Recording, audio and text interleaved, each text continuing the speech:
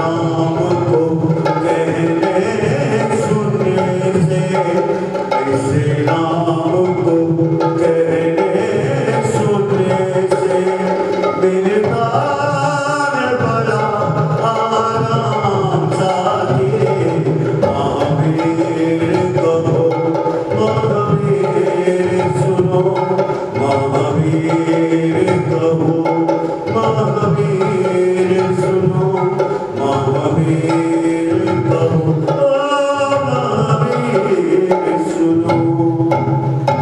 बोलिए महावीर भगवान की।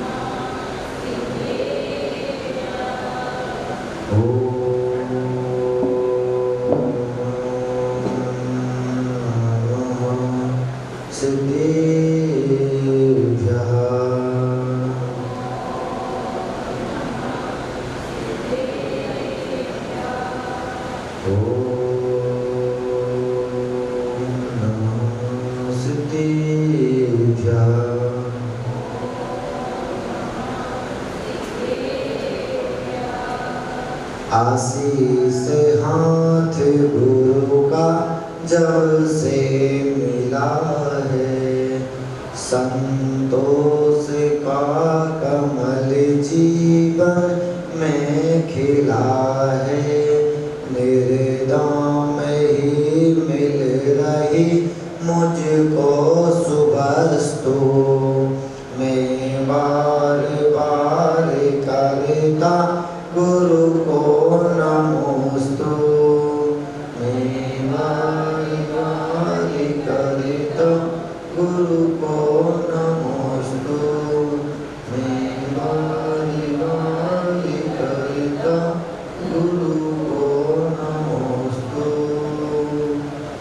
बोले विश्व से आदिनाथ भगवान की, पदम प्रभु भगवान के, सिद्धनाथ भगवान के, शांतिनाथ भगवान के, चिंतामणि पार्श्वनाथ भगवान के, वर्तमान शासन ऋषि महावीर भगवान के, 10 लक्षण धर्म के, उत्तम संयम धर्म के, द्वासम चिन्मणि माता के, आचार्य गुरुवंश विद्यासागर जी महाराज के, समस्त मुनि संभव के, आदि का रत्न से षष्ठी भूषण माता जी के, आदि का रत्न से विश्व स्मृति माता जी के,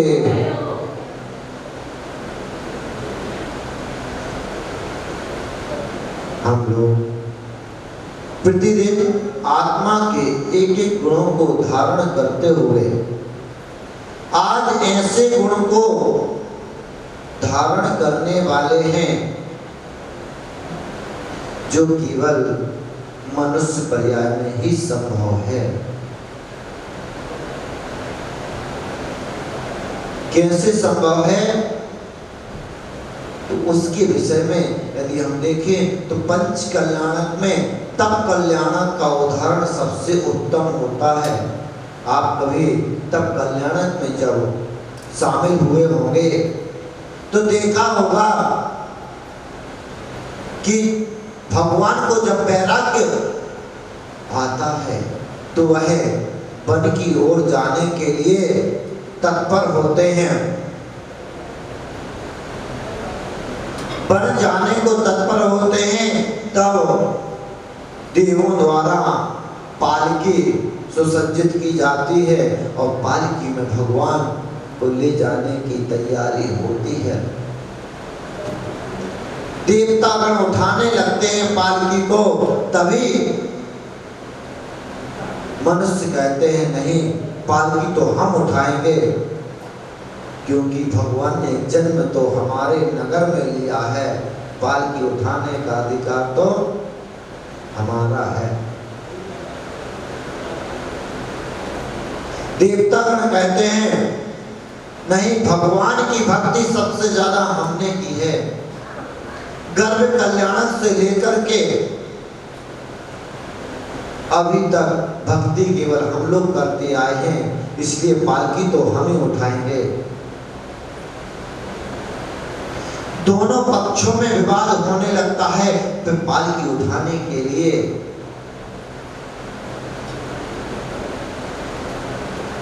तब दोनों ही पक्ष कहते हैं इसका समाधान कैसे होगा।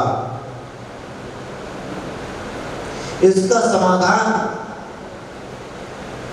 महाराज नाभिराही कर सकते हैं और नाभिराही के पास पहुंच जाते हैं।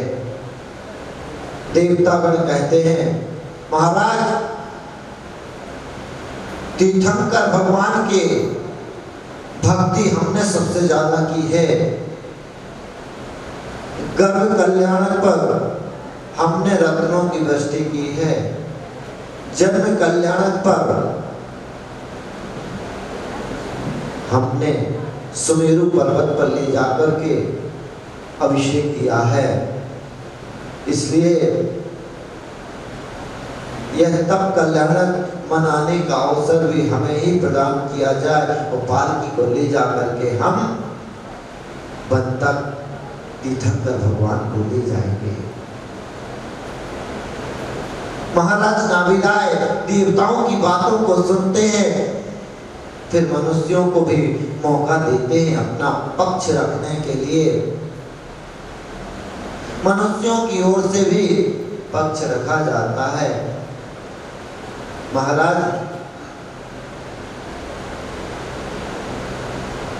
भगवान आदिनाथ तो हमारे नगर में जन्मे हैं, ये तो हमारे हैं, हमारे बीच के हैं, हमें उठाएंगे पालके।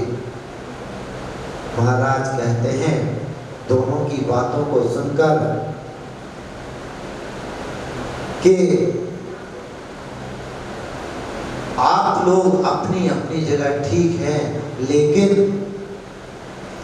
तीर्थंकर भगवान संयम के मार्ग पर चलने वाले हैं, संयम के मार्ग पर जाने वाले हैं और संयम केवल मनुष्य धारण कर सकते हैं। इसलिए यह अवसर तो मनुष्यों को दिया जाना चाहिए और मनुष्यों को पालकी उठाने का अवसर मिल जाता है। क्योंकि यदि देवतागण भूख आदि से व्यथित हो तो उनकी कंठ में अमृत झर जाता है। मनुष्यों के साथ ऐसा नहीं है। अगर मनुष्य चाहे तो भोजन आदि का त्याग कर देते हैं। जब तक पूजन करते हैं आप लोग कुछ लेते हैं क्या? नहीं लेते हैं। जब ही लेते हैं जब आप घर पहुंच जाते हैं, जब तक मंदिर जी में रहते हैं नहीं लेते हैं और ना आपको मिल सकता है। ऐसा आप संयम धारण कर सकते हैं, देवतागण ऐसा नहीं कर सकते। उनको यदि क्षुधा सताएगी तो अमृत झर जाएगा, ये स्वतः ही होता है। इसलिए वह संयम को धारण नहीं कर पाते। एक संयम की वजह से मनुष्यों को पालकी उठाने का अवसर मिला। यहाँ पर हम लोगों को भी अभी 2 तारीख को पालकी उठाने का अवसर मिलेगा। कितने पुण्यों का संचय होगा जब हम भगवान को पालकी में लेकर के और अनेक मार्गों से होते हुए यहाँ पर आकर के अभिषेक करेंगे। पुण्यशाली जीव होते हैं जिनको भगवान का अभिषेक करने को मिलता है, पूजन करने को मिलता है। जन्म तो सभी ले लेते हैं जैन कुल में, जैन सभी लिख लेते हैं, लेकिन उस जैन को सार्थक कुछ लोग कर पाते हैं।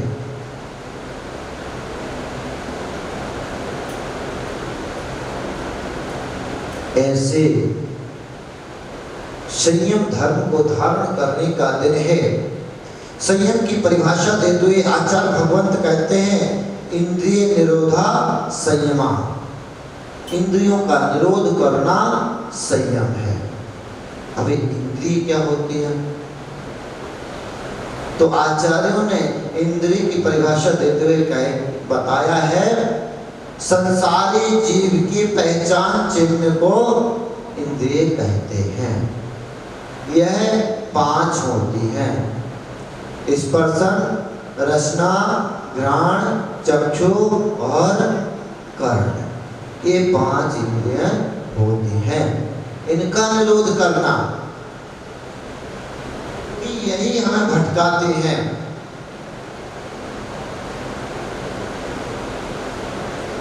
जैसे यदि गाड़ी में ब्रेक ना हो तब क्या होगा? दुर्घटना हो जाएगी। वैसे ये जीवन की गाड़ी में ब्रेक रूप है। संयम जीवन की गाड़ी में ब्रेक है। यदि आपने संयम को धारण नहीं किया है तो निश्चित दुर्घटना होनी ही है। क्योंकि यदि संयम नहीं होगा तो जब आपका मन होगा तब आप खा लेंगे, पी लेंगे, जहां मन होगा वहां चले जाएंगे, जो देखना होगा वो देखेंगे, कोई बंदिश नहीं होगी। तो मन मर्जी की गाड़ी निश्चित रूप से कहीं ना कहीं तो ठुकी जाएगी और नुकसान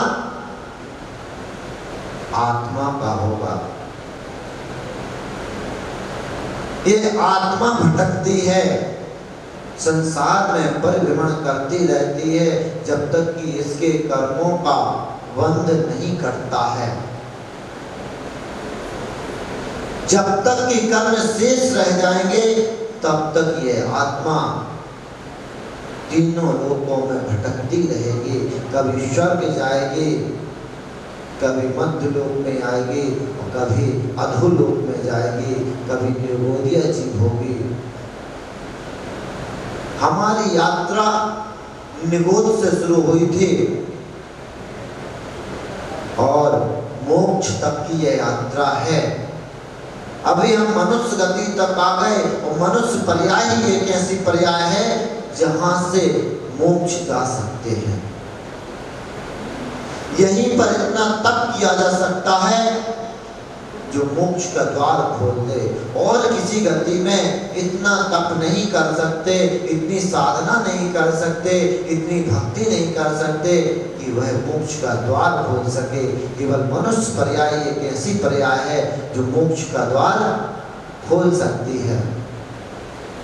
निगोद में तो हमने कितनी बार जन्म मरण किया, पंडित दौलत राम जी ने बताया है। एक श्वास में 8-10 बार जन्म मरो भयो दुख भार। एक श्वास में कितना टाइम लगता है?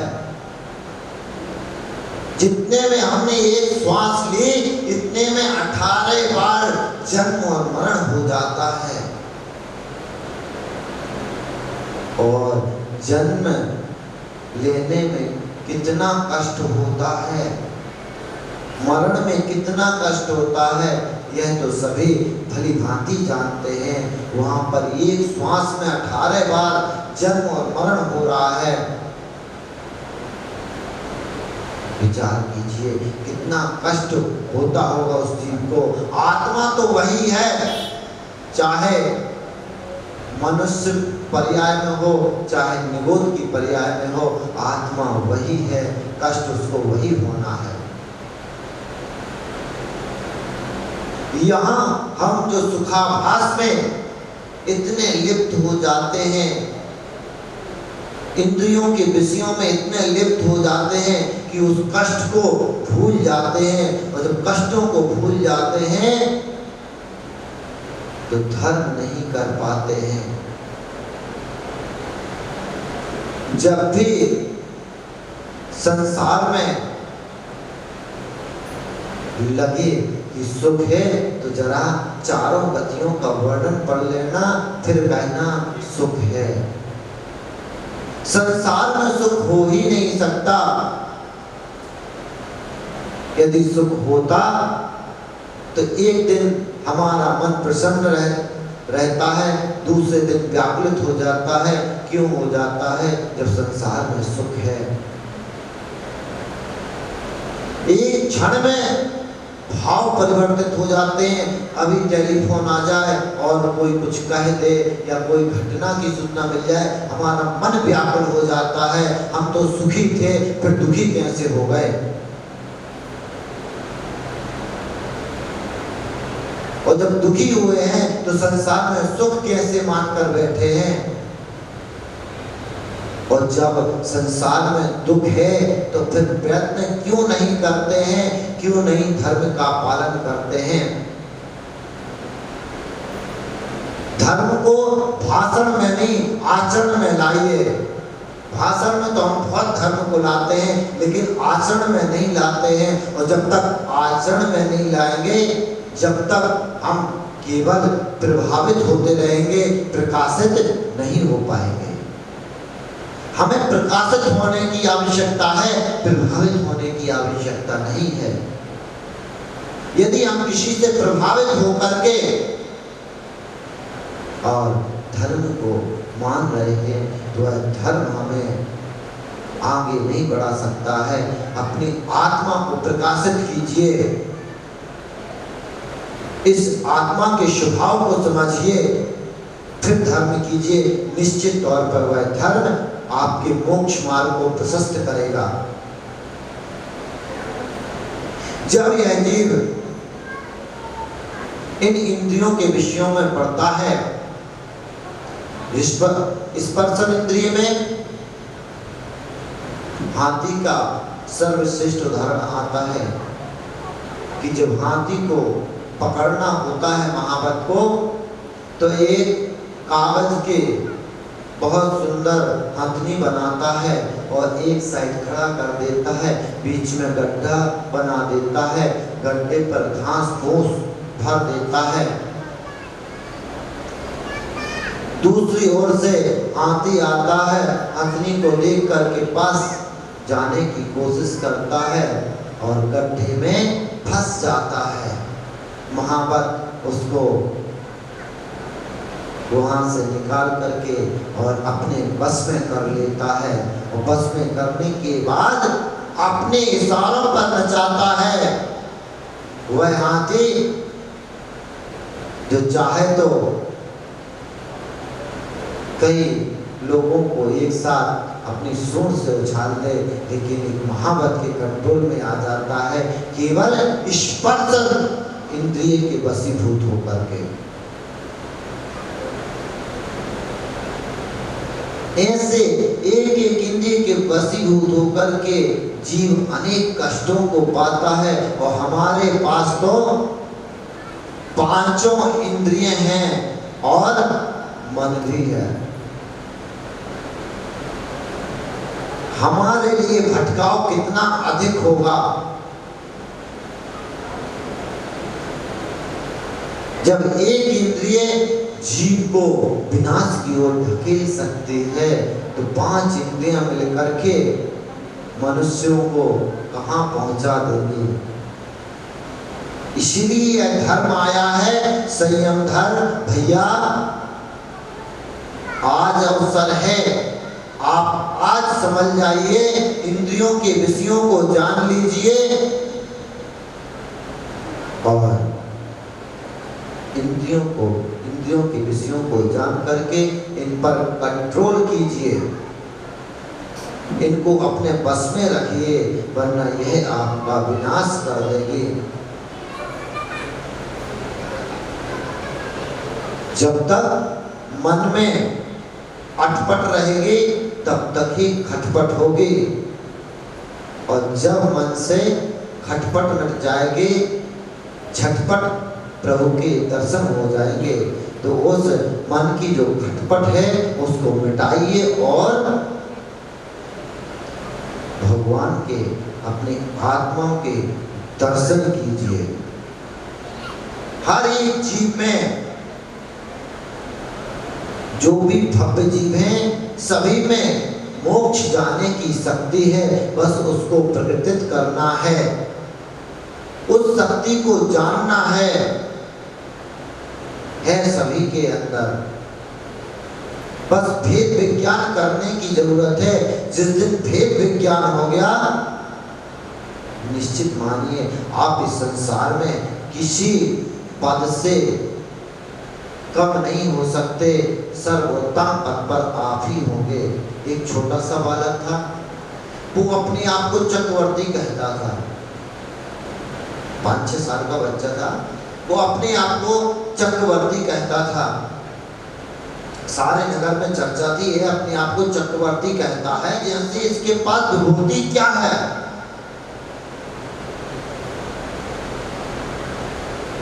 लोगों ने कहा कि महाराज भोज का यह शासन काल है, यहाँ महाराज भोज सत्ता संभाले हुए हैं और चक्रवर्ती इनके ही राज्य में यह है, बताना पड़ेगा।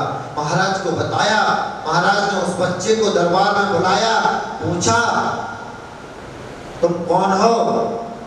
बालक बोला मैं चक्रवर्ती हूँ। सभी अचंभित, इतना छोटा सा बच्चा और चक्रवर्ती कह रहा है। महाराज ने कहा आप कैसे चक्रवर्ती हो? आप 6 खंडों के अधिपति कैसे हो? वह बालक कहता है राजन, मैंने 5 मलेच्छ खंड रूपे 5 इंद्रियों को वश में किया हुआ है, 5 इंद्रियों पर विजय प्राप्त की है और 8 खंड रूपे मन पर भी मैंने विजय प्राप्त कर ली है, इसलिए मैं 6 खंडों का अधिपति चक्रवर्ती हूँ। उसके उत्तर को सुनकर के सभा ताली बजाने लगती है। इतना सा बच्चा और ऐसा ज्ञान।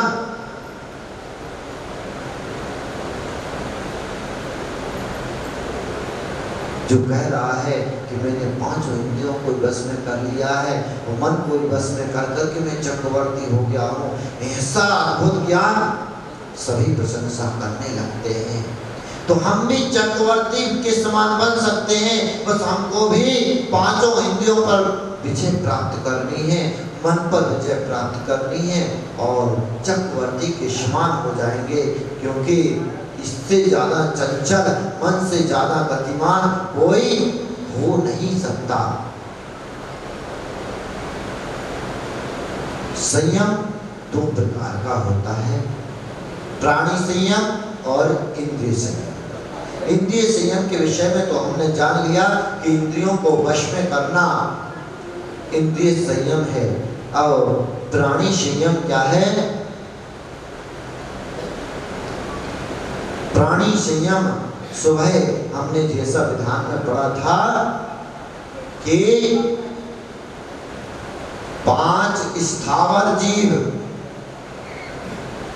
और त्रस्काय जीवों की रक्षा करना प्राणी संयम कहलाता है। 5 स्थावर जीव कौन कौन से? पृथ्वी काय, जल काय, अग्नि काय, वायु काय और वनस्पति काय। पृथ्वी काय जीवों की रक्षा कैसे करनी है? व्यर्थ में, वो तो जल काय हो जाएगा। पृथ्वी काय में पृथ्वी को खोदना नहीं है, व्यर्थ में कभी नहीं खोदना पृथ्वी को। जब तक कि कोई प्रयोजन ना हो तब तक हमें खोदना नहीं चाहिए, और खोदते समय भी देख लेना चाहिए जीव आदि राशि तो नहीं है। इस प्रकार से पृथ्वी काय जीवों की रक्षा करना चाहिए। उसके बाद जल काय जीव। जल काय जीव कौन कौन, कैसे उनकी रक्षा करनी है? पानी को व्यर्थ में ना बहाएं, जितना उपयोग है उतना ही इसे छान करके आरओ से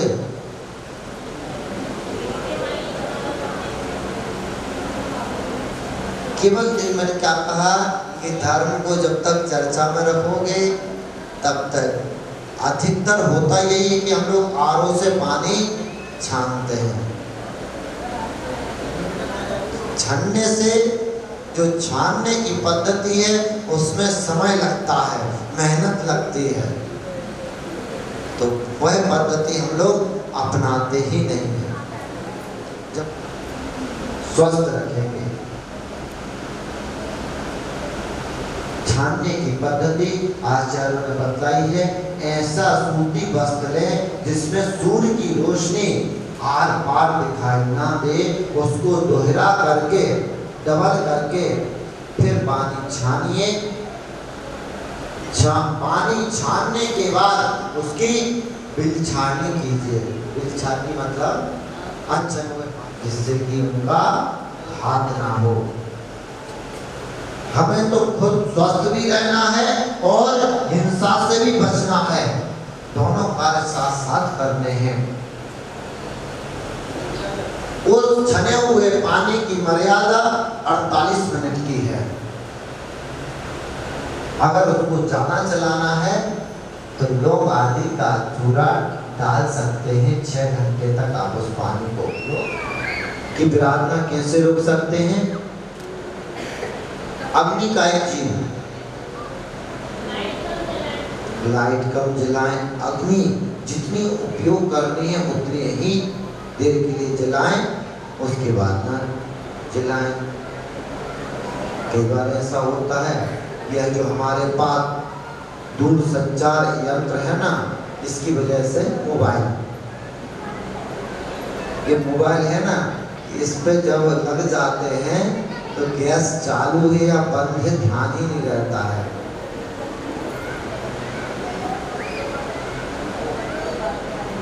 सबसे ज्यादा हानिकारक यही यंत्र है।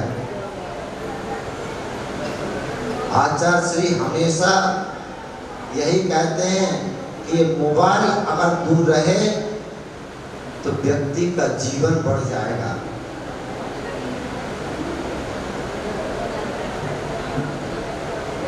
वह तो कहते हैं,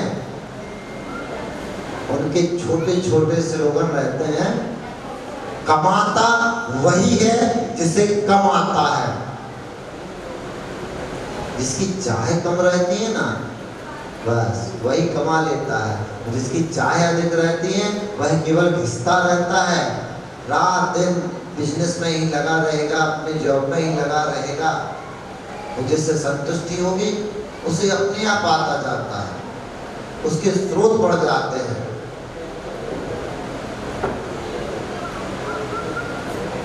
तो ध्यान रखना है कि जब भी हम अग्नि का उपयोग कर रहे हैं, जितना कार्य है उतना ही उपयोग करें, अन्न उपयोग में ना लाएं। उसके बाद वायु का है। वायु का जीवों की रक्षा कैसे कर सकते हैं? पंखे चला करके, एसी चला करके। कैसे करोगे रक्षा? क्योंकि अगर इतना गर्म मौसम है और एसी ना मिले तो व्याकुल हो जाएंगे। फिर पंखे ना चले तो अभी नीरज जी को बुला करके वो पता नहीं क्या क्या सुना दोगे।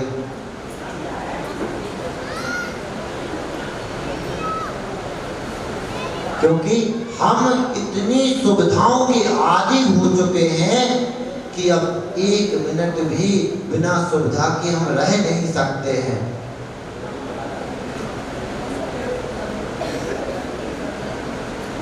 अगर हमें 1 घंटे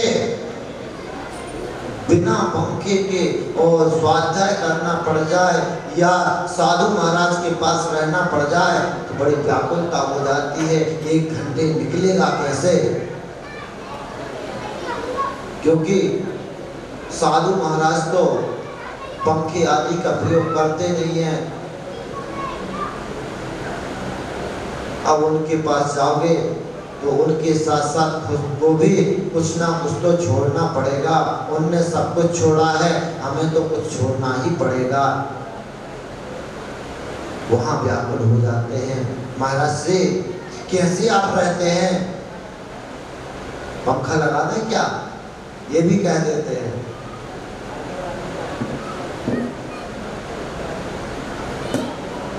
साधु महाराज हैं, वो नहीं उपयोग करेंगे क्योंकि वह जानते हैं कि इससे विराधना होती है। कितनी भी गर्मी पड़ती रहे, आचार्य श्री को कभी देखा, विद्यासागर महाराज को देखा है कभी पंखे में? नहीं देखा होगा किसी ने भी, क्योंकि वो करते ही नहीं प्रयोग।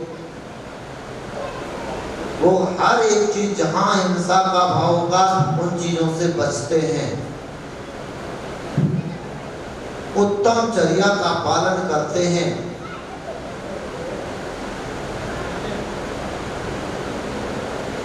और सभी को यही कहते हैं, भैया जितना बच सको उतना बचो, क्योंकि यह संसार तो हमें भटकाने वाला ही है।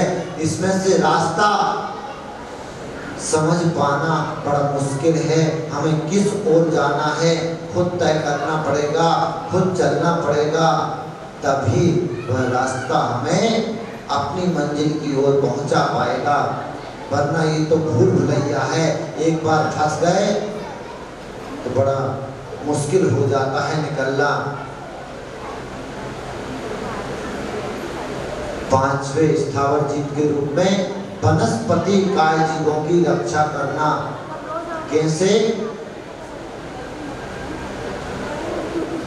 वनस्पति काय जीवों की रक्षा कैसे करेंगे? पार्क में जाएंगे, जो फूल अच्छे लगेंगे तोड़ लाएंगे। संदीप जी कह रहे बिल्कुल तोड़ लाएंगे, जो अच्छा हो उसी को तो लेंगे। देखिए, जब हमें उपयोग ही नहीं है जिस चीज का, तो हम उनको क्यों छेड़ें, क्यों तोड़ें? ये तो प्रकृति है, इसमें सब कुछ है। जो हमें उपयोग का है वह हम उससे लें, जो उपयोग का नहीं है उससे ना ले, और ना व्यर्थ में फूल पत्ती पेड़ आदि को काटना चाहिए। आवश्यकता नहीं हमें तो ना पेड़ों को काटना चाहिए, ना फूल पत्ती को तोड़ना चाहिए।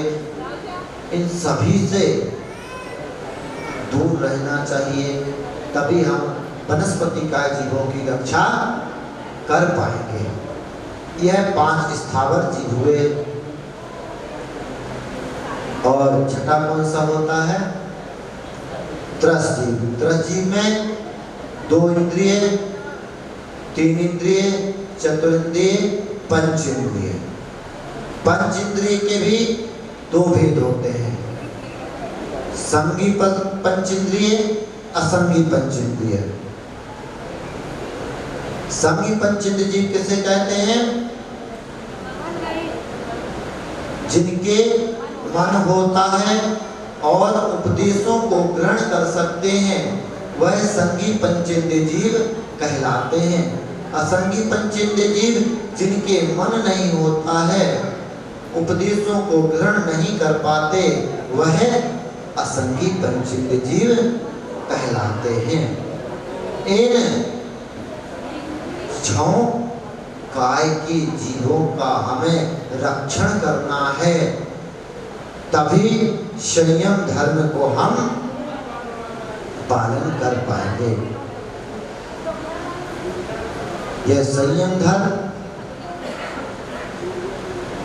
निश्चित रूप से आत्मा की शुचिता के बाद होता है, तो मोक्ष मार्ग में आगे ले जाने वाला है। इसका पालन करते ही हमारा एक द्वार और मोक्ष की ओर खुल जाएगा और हम विषय भोगों से हट करके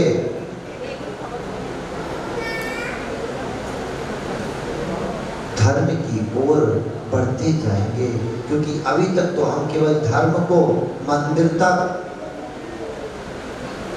और पूजन पाठ तक ही सीमित किए हुए हैं।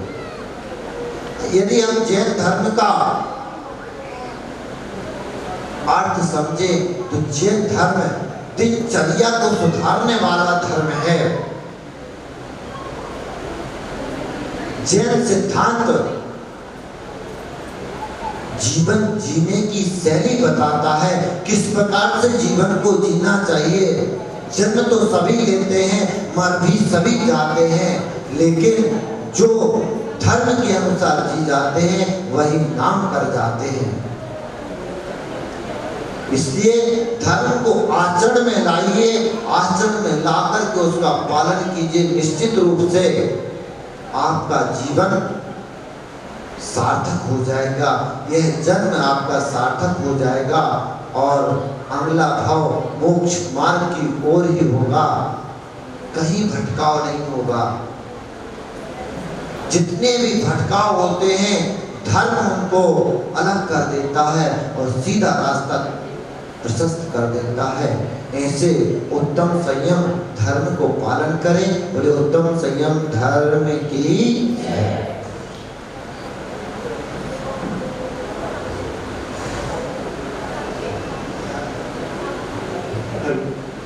तो अब चलते हैं आज के कार्यक्रम की तरफ। इससे पूर्व हम यहाँ अपना मंच गठन करना चाहेंगे। मंच गठन के लिए मैं अपने सम्मानीय आदरणीय श्री सर्वोदय लेना चाहूँगा, करके आए चतुर्मास कमेटी के अध्यक्ष श्री सर्वोदय जी ने जोरदार तालियों से स्वागत करेंगे इनका। अब मैं बुलाना चाहूँगा महिला समाज के अध्यक्ष श्रीमती उषा जी। उनके परिवार से कोई यहाँ पर है तो कृपया आए। कुछ नहीं पढ़ रहे थे, छोटे छोटे बच्चे सब रेडी हैं। हमारे बीच हमारे समाज के अध्यक्ष आदरणीय श्री सतीश नमोकार मंत्र किसने लिखा? 1 2 3 4 5 6 7 8 9 10 बस। कुलदीप भैया सबसे छोटे बच्चे हैं, वो बताएंगे किससे पूछेंगे? गुड़िया में बहुत आसान प्रश्न है। संयम कितने प्रकार का होता है? जी भैया किससे पूछे?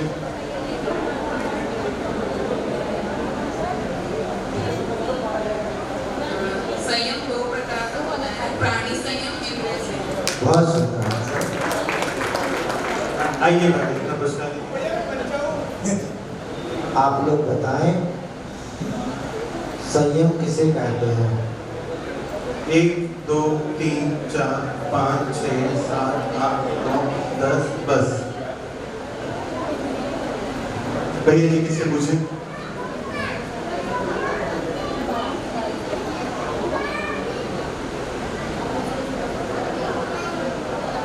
जिन्होंने आज तक आंसर नहीं दिया वही बताया।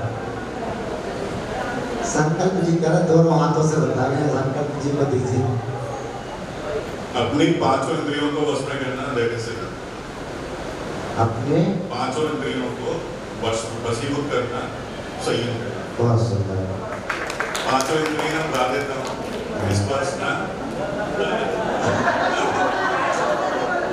स्पर्शना और चक्षु, कान, रसना और ग्रहण। बहुत सुंदर। भैया डबल नहीं मिलेगा। ये प्रश्न सभी का अंतिम प्रश्न। हम लोग पारसनाथ भगवान के प्रत्येक दिन एक एक भाव के बारे में जानकारी रखते हैं। आज छठा दिन है। छठे भाव में पारसनाथ भगवान का जन्म कहाँ हुआ और उस भाव में उनका नाम क्या था? 1 2 3 4 5 6 7 8 9 10 और 10। जी भैया रजनी जी सबसे पहले उन्होंने हाथ उठाया था। पारसनाथ भगवान अरे संबंध दे दिए। को आपा परिभास को भानो शिव खानी है। चाओ द्रव्य जानवे को परम प्रमानी है। अनुभवताए वे को जीव के जताए वे को कावे को यही जिन्हेवाणी है। जिन्हेवाणी भारती नो जमोद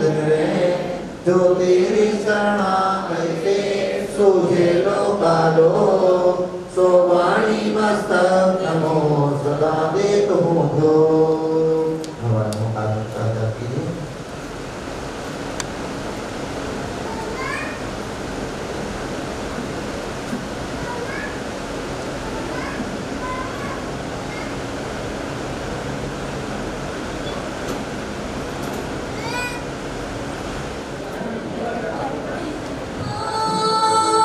दाता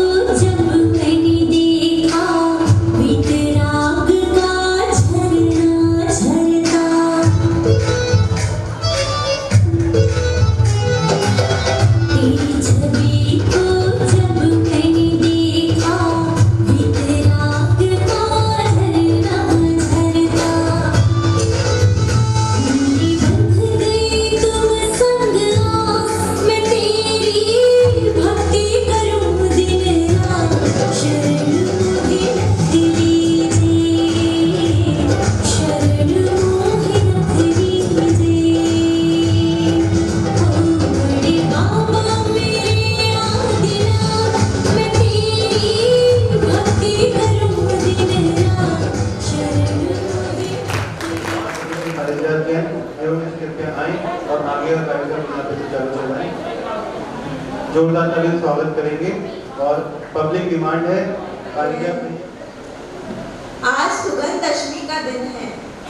जिनेंद्र देव हम सबके दुष्कर्मों का नाश करें एवं धूप की तरह हम सबके जीवन में सुगंध भरे। आप सबको सुगंध दशमी की हार्दिक शुभकामनाएं। आज उत्तम संयम का दिन भी है। संयम का अर्थ है अपनी इंद्रियों में नियंत्रण करना, और इस बात को हम एक छोटी सी कविता के माध्यम से बताते हैं। भंवरा एक कमल पर बैठा, मस्त हुआ रस पीने में। सुबह से लेकर शाम हो गई, ध्यान नहीं रखा इस मन में। दिन जो ही अस्त हुआ तो कमल ही बन स्वयं हुआ। भीतर बैठा भंवरा मन बड़ा प्रसन्न हुआ।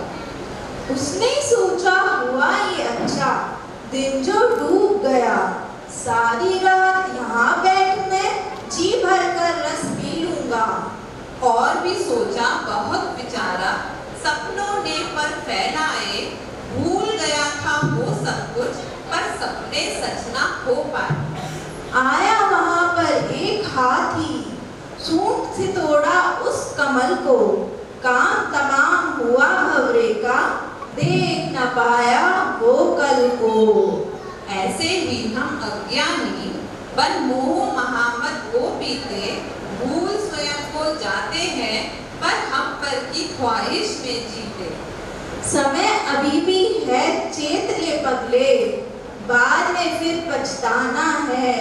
भंवरे का जो हाल हुआ है, फल वैसा ही पाना है। भव सागर में भटक रहे हैं, भव सागर में हैं अटके। अपने पास बुला लो भगवान, कब से तेरे द्वार खड़े।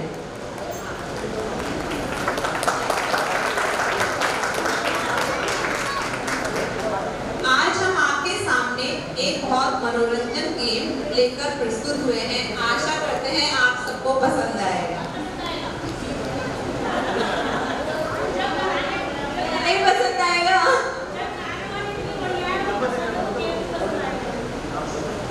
तो आज आप और हम मिलजुल कर खेल खेल में कुछ सीखेंगे और कुछ याद भी करेंगे। तो चलिए आगे बढ़ते हैं गेम की ओर। इस गेम में 28 प्रत्याशी को रजिस्टर के माध्यम से चुनेंगे। फिर हम उन कैंडिडेट से प्रश्न पूछेंगे। उसके बाद गेम आगे बढ़ेगा। अब इस गेम के कुछ रूल्स भी हैं। जो भी क्वेश्चंस हम पूछेंगे, आंसर वही होगा जो हमारे पास।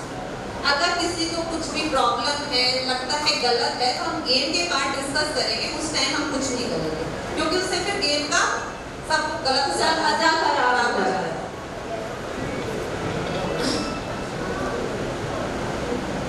और इसे गेम को 18+ ही खेल सकते हैं। 18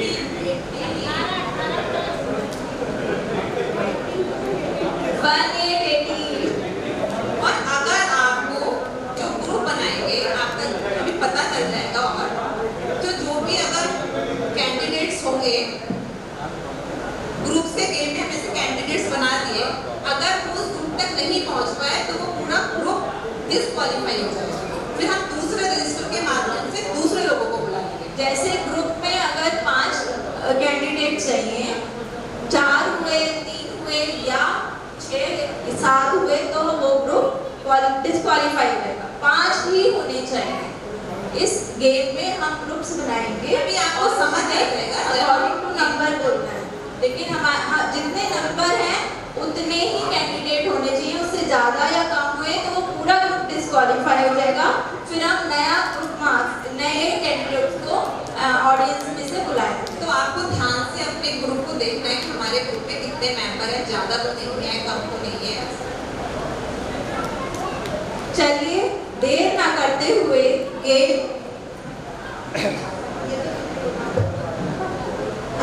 खैरिए।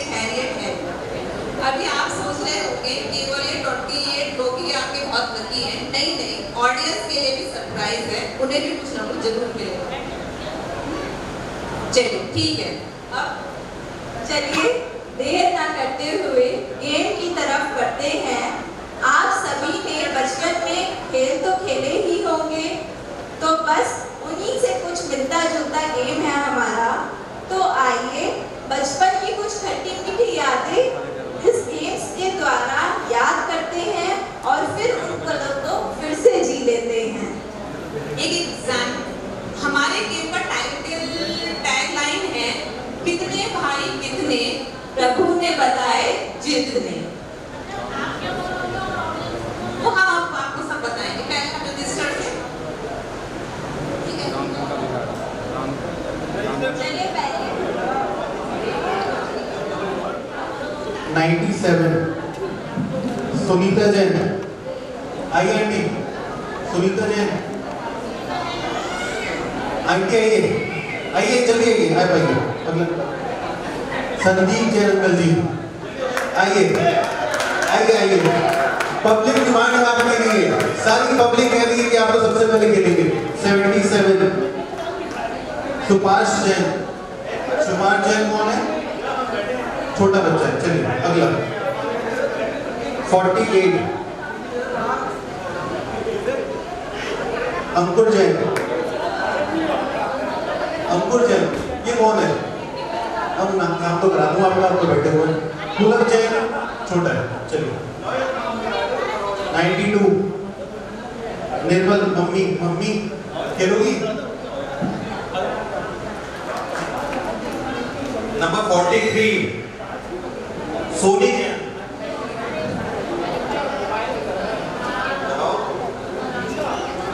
82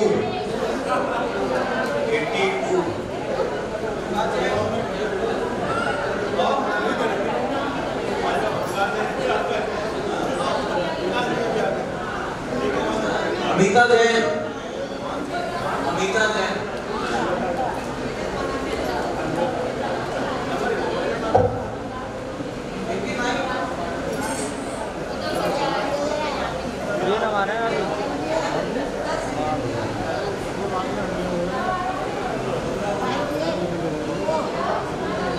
वंश जैन,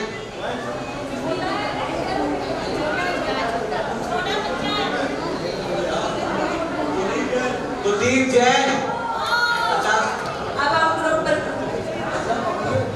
कितने भाई कितने, प्रभु ने बताए जितने।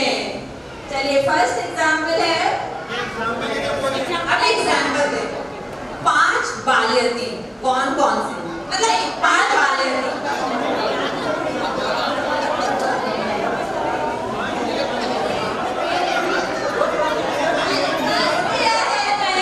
जैसे हम बोलेंगे 1 2 3 4 5 6 7 8 9 10, बस इतने में आपको ग्रुप बना लेना है। बस इतने नहीं जो 5 ग्रुप बना ले। देखिए जैसे पाप कितने होते हैं, ये प्रश्न आया, कितने होते हैं पाप? 1 2 3 4 5 6 7 8 9 10, बस उसके बाद टाइम नहीं मिलेगा, वहीं स्टॉप हो जाना है। ऐसे नहीं कि छपट रहे हैं, ये कर रहे हैं, ठीक है? अब हम गेम शुरू करते हैं, ठीक है? गेम शुरू कर रहे हैं। कितने भाई कितने, प्रभु ने बताए जितने। तो बताओ तीर्थंकर कितने,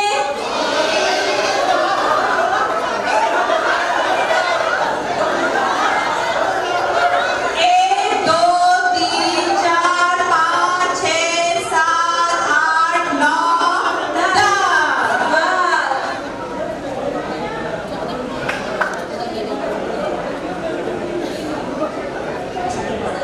फटाफट स्टेज पर चढ़ाना है और अपना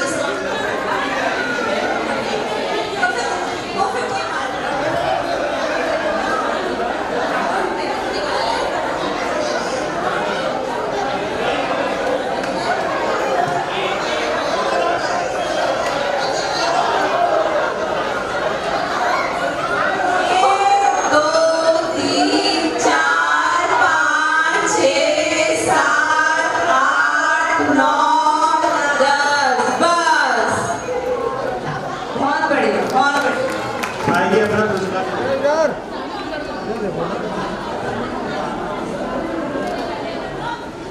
तीन चार पाँच छः सात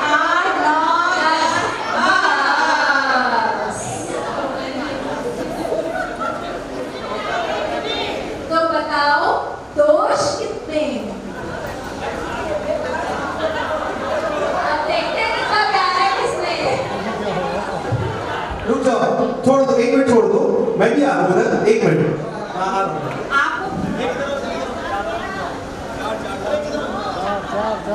एक दो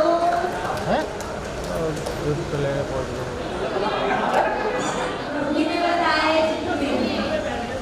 अगर ऑडियंस बोलेगी तो और अच्छा लगेगा। सोता जल में चलता। कौन पृथ्वी पर है जीवन पलता, जल में सोता जल में चलता, चिन्ह कौन सा है बतलाओ, यथार्थ करके जय जय गाओ।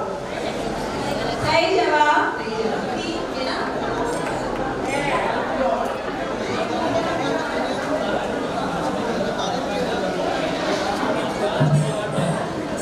कितने भाई कितने गद्दियाँ कितने बताए जितने, तो बताइए कलमेष्टी कितने? 1 2 3 4 5 6 7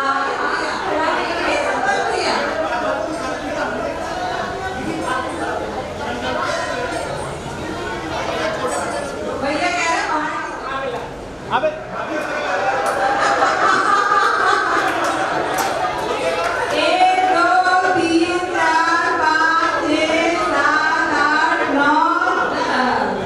एक ग्रुप फोटो करा लीजिए आप। हाँ, एक ग्रुप फोटो करा लीजिए। रुको। देवों से भी जाए कहीं ना, मुनिवर सेठ सुदर्शन घोर, कहाँ कहाँ से मोक्ष पधारे। की महिमा देवों से भी जाए कहीं ना, मुनिवर सेठ सुदर्शन घोर, कहाँ कहाँ से मोक्ष पधारे। इसमें ही मिलेगा। जो गेट पे सबको अच्छा लगा तो आज के कार्यक्रम आपको गैस करना है, आप भी बोलिए। सर्वप्रथम अभी उनको स्टेज पे बुलाकर यहाँ पे हमारे फिर का स्वागत करेंगे।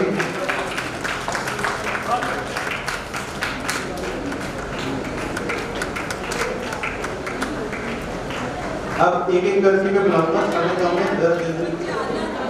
भारत भैया, महिमा आंटी,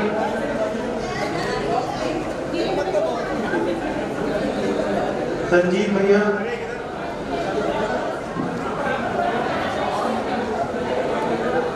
हैप्पी, सुनीता आंटी, सुमन आंटी,